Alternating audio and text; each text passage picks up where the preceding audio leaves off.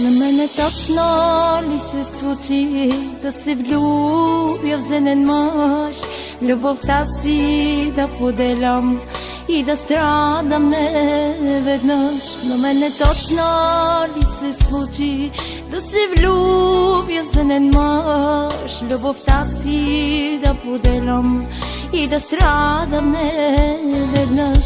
Не е лесно да обичаш и да криеш любовта, забранена